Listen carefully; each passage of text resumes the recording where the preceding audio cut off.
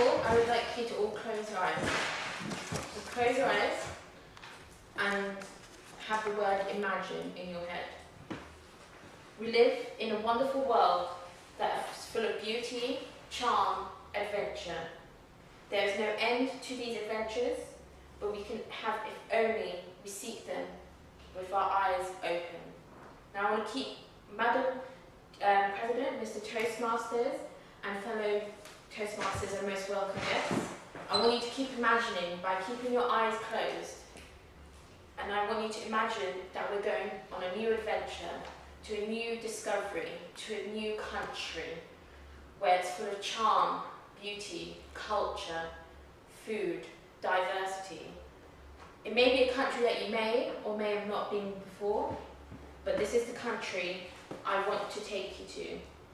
Keep your eyes closed and imagine all those charm, beauty, and wonderful sights that you might think of joining.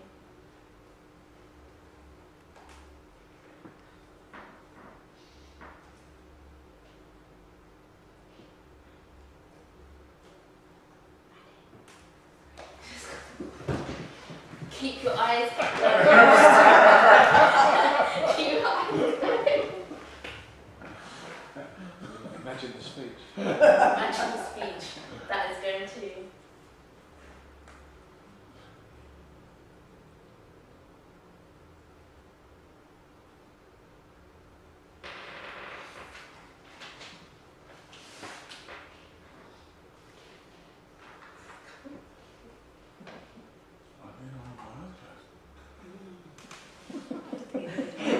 Don't go to sleep. Don't go to sleep.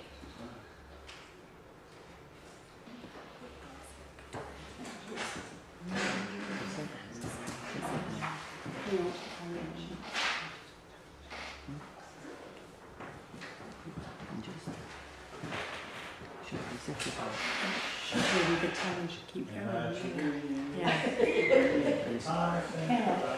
Can you carry on with that? Yes, I think carrying on without it now. I'll just wing it. Because Yes. time's going. So, the country I'm going to take you to is Sri Lanka.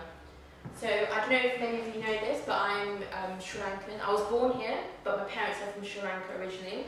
And I want to take you on this journey of discovery of Sri Lanka and give you a few insights and the history and what you can discover there in Sri Lanka. So I've got a few facts, first of all, about the history of Sri Lanka. Sri Lanka is a small island off the southern coast of India, and it's in the shape of a teardrop. So as you cry yourself, that's the shape of Sri Lanka.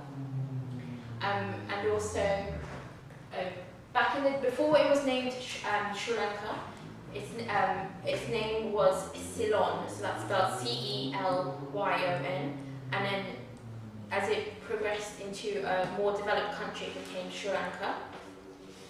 And the first inhabitants who arrived in Sri Lanka was about 500 BC.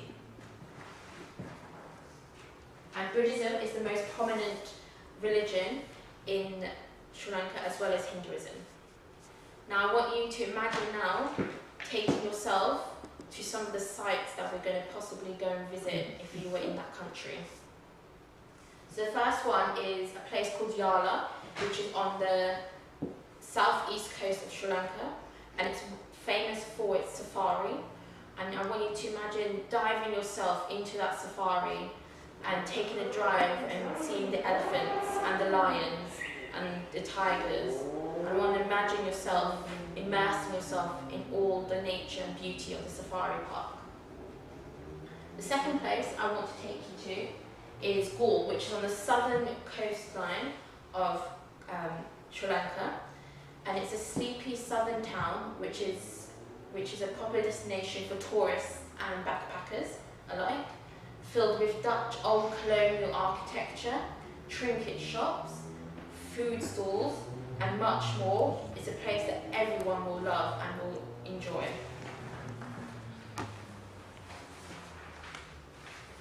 The next place I want to take you to is called Dambulla, and it's in the northeast coast of Sri Lanka, And this is this down below is filled with with paintings and carvings of old Sri Lankan times.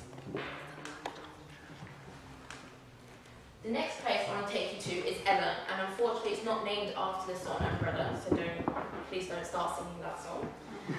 It's in the middle of the teardrop country, and it's famous for its tea plantations. So people are well known for going up there and walking through the lush tea plantations. And I want you to now imagine yourself there and put yourself into the tea plantations, smelling the tea, and one of the biggest exports that comes out of Sri Lanka. And the last place is Colombo, which is the capital city of Sri Lanka. And when I want you to imagine yourself flying into the capital city and you immerse yourself in the diversity of people, culture, food, anything you would imagine thinking of going somewhere new. And you can take a walk into Sri Lanka's version of Oxford Street.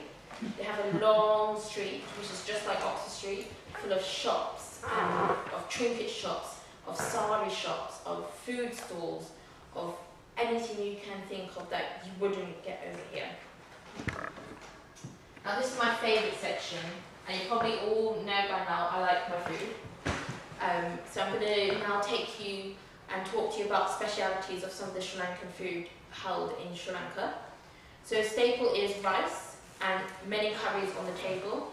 For example, dal curry, which is yellow lentils. There's chicken curry, aubergine curry, and prawn curries. Then there's also a food item called hoppers, and it's a sort of pancake-like shape but curved up. And you have that with more curries as well. Now I want you to imagine, I now haven't taken you through the whole set of things that I want to talk to you about, but I want you now to close your eyes again and imagine that I've taken you through a burst of what Sri Lanka is like. I hope you can imagine that I've done as much as I can, and hope you've discovered your journey through Sri Lanka, through a new country that you may have not been before. And now keep your eyes closed, and I want you to imagine the serenity, the relaxation, the intriguing, the lovely, the aromatic, the natural, the kookiness, and Ayubowa. Toastmaster.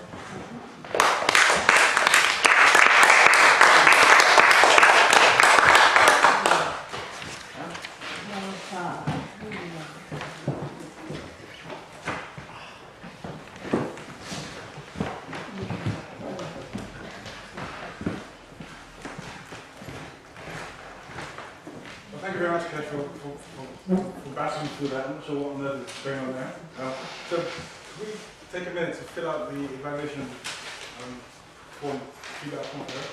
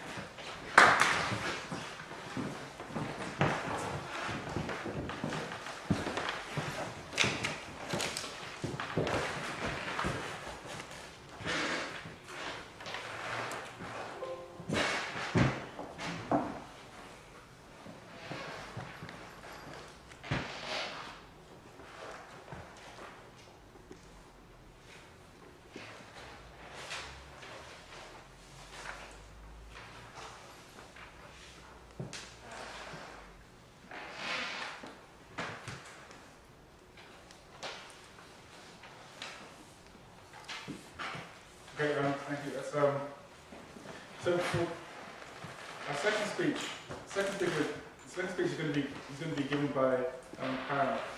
And to evaluate the speech, I'd like to call Kesh to the stage to do the evaluation. Introduce and evaluate Karen's speech.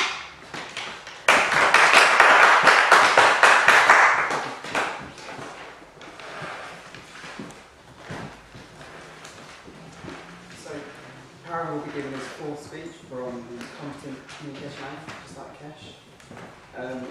So in particular, Karen was asked for his concentrate on looking at his word and sentence structure to make sure that he is audible and clear, and that his volume is sterile, so he can be heard from the back.